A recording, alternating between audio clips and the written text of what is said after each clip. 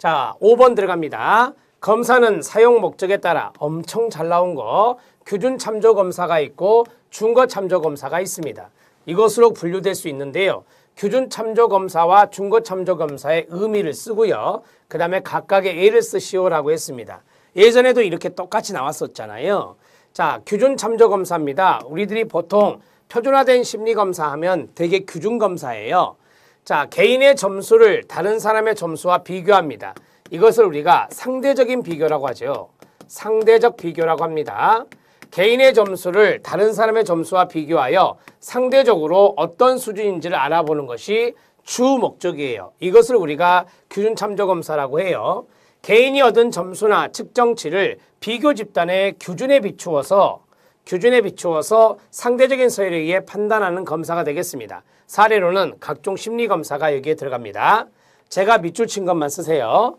자, 개인이 얻은 점수나 측정치를 비교 집단의 규준에 비추어서 상대적인 서열에 의해 판단하는 검사. 이것을 우리가 규준 참조 검사의 의미로 잡고 각종 심리 검사가 여기에 들어갈 수 있다라고 보시면 됩니다. 자, MMPI 객관화 검사 생각하시면 돼요. 객관적인 검사 생각하시면 돼요. MMPI 객관적 검사 맞죠? 네, 맞아요. 자, 그 다음에 웩슬러의 지능 검사 있죠? 웩슬러의 지능 검사. 이것도 마찬가지 객관적 검사 맞죠? 네, 이런 것들이 다 우리가 말하는 규준 참조 검사가 된다. 투사적 검사 쓰면 안 돼요. 투사적 검사는 규준이란 게 없습니다. 그래서 그 비교 집단의 규준, 전체 표본으로 삼았던 표본 집단의 규준이 있는데 그 규준에 맞춰서 해석을 하는 겁니다. 이렇게 정리하시면 되겠습니다. 자, 준거 참조 검사 하겠습니다. 준거 참조 검사는 절대적 비교예요. 넘기시면 자, 준거 참조 검사가 있습니다. 개인의 점수를 어떤 특정 기준과 비교하여 이보다 높은지 낮은지의 정보를 얻으려는 검사입니다. 자, 여기가 중요하죠. 개인의 점수를 어떤 특정 기준이 있습니다. 특정 기준이 있는데 그 특정 기준과 비교를 해요. 그래서 이보다 낮으냐 높으냐 이것의 정보를 얻으려는 검사, 이런 것들을 준거 참조 검사라 합니다. 자, 준거에 비추어 학습자들이 그 분야에 대해 얼마만큼 알고 있느냐에 관심을 두는 겁니다. 사례로는 운전면허 시험이나 국가 자격 시험 이런 것들에게 들어가는데 이것은 절대평가입니다. 절대적인 비교를 하는 것이다. 이렇게 정리하시면 돼요. 규준 참조 검사는 상대적 비교고 준거 참조 검사는 절대적인 비교가 된다. 이렇게 보시면 돼요. 국가 자격 시험은 60점 이상이면 합격이죠. 자, 60점 이상이면 합격인데 이 60점이 바로 뭐가 되겠어요? 자, 60점이 뭐가 되느냐? 여기 있는 특정 기준이 됩니다. 특정 기준이 돼요. 어떤 것은 60점, 어떤 것은 70점 이런 것들이 있잖아요. 그래서 국가 자격 시험 같은 경우는 대개 60점이 커트라인이기 때문에 합격 점수 기준이기 때문에 이 특정 기준과 비교해서 이보다 높으면 합격, 이보다 낮으면 불합격 이렇게 정리하는 것이죠. 자, 준거 참조 검사까지 말씀드렸습니다. 이건 예전에도 출제가 된 것이니 잘 아실 겁니다. 자, 검사의 의미를 쓰고 거기에 대한 사례를 한두 가지씩 제시하면 될 것 같습니다. 자, 정리가 됐고 그 다음 문제 들어가도록 하겠습니다. 세 번째 문제입니다. 자, 이것도 시험에 나왔었죠. 직업심리검사 측정의 기본 단위 척도가 나왔어요.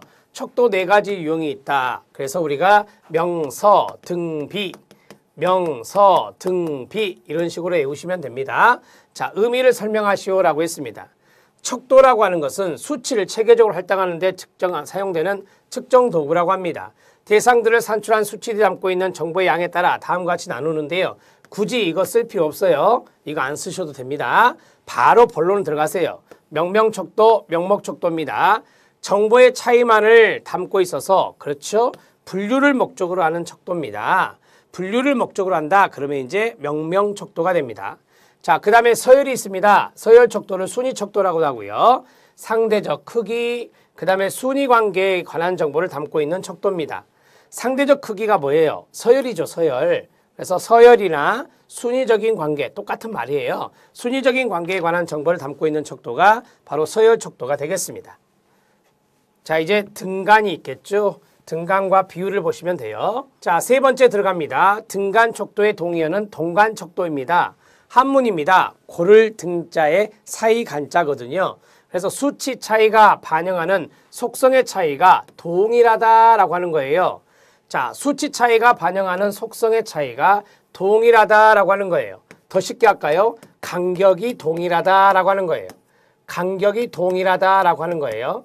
간격이 동일한 정도를 보는 것을 우리가 등간정보를 하는데요. 등간정보를 포함하고 있는 척도가 바로 등간척도가 되겠습니다. 자, 앞에 있는 말이 어려우면 이걸 쓰시면 돼요.